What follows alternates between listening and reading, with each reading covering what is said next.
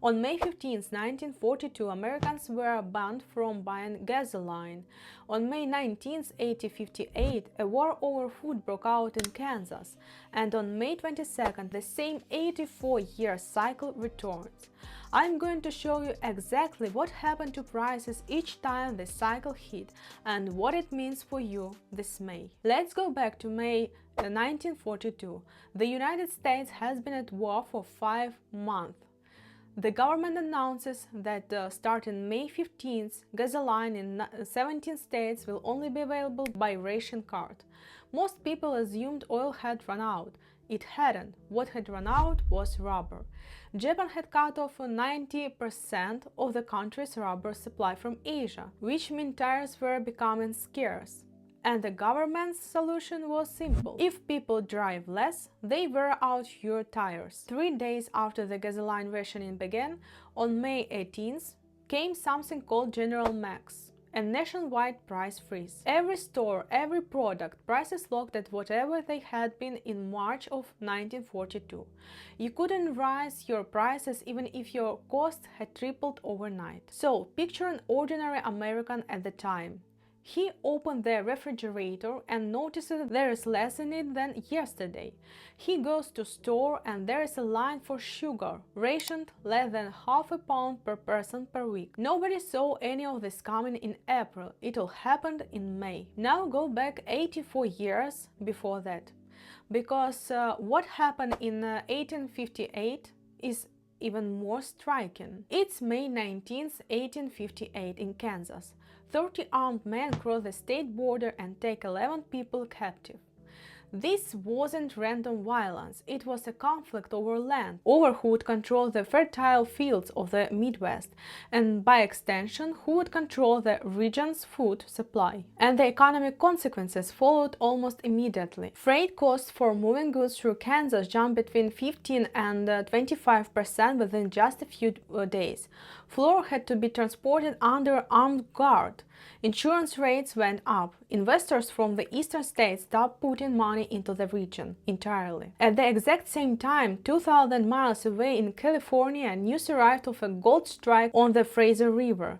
Within days, San Francisco had emptied out. Bakers, carpenters, laborers, everyone left for the Fraser. If you wanted bread delivered, you were paying double because there was simply nobody left to deliver it. Two completely separate events, 2,000 miles apart. One result: what was available and affordable the week before had become either more expensive or impossible to find. Now look at the dates: May 19, 1858, May 15 through the 18th, 1942, exactly 84 years apart. The causes were completely different, the locations were different. The enemies were different, but the outcome was the same. Shortages and rising prices on basic goods, triggered within a window of just a few days from the exact same point in the cycle. This is not a coincidence, this is a pattern. A few weeks ago, I published a specific forecast on oil price movement. The link is in the description. Take a look at what happened after I posted it.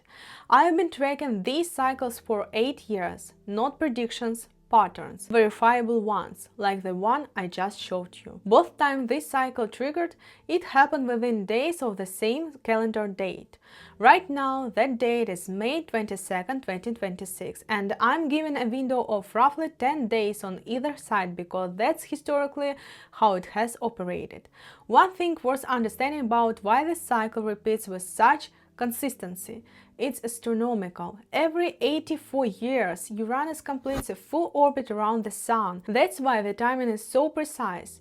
It's not a matter of interpretation, it's orbital mechanism. So, what does the pattern suggest for May 2026? I see 3 possible scenarios. The first is a food supply disruption, a supply chain breakdown, a major product recall, or a new import restriction. The grain states Kansas, Iowa, and Illinois would be at the highest risk.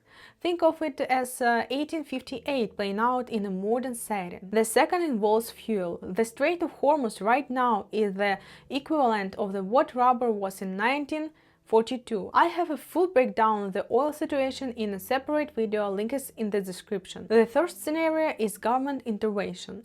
New tariffs, import restrictions, something that hits the price on your grocery store shelf just as suddenly as General Max did in May of 1942.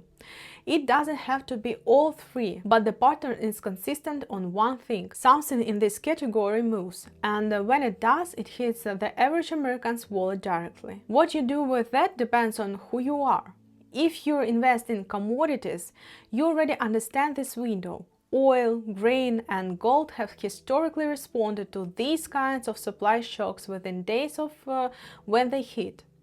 If you're an everyday person, a week or two of staples in the pantry and a full tank of gas if you rely on your car for work is a reasonable and simple step. What the patterns show for the dollar over the next 5 years is a separate breakdown. I'll make a video on it if you're interested. And subscribe, because the next video covers the pattern that is even more interesting.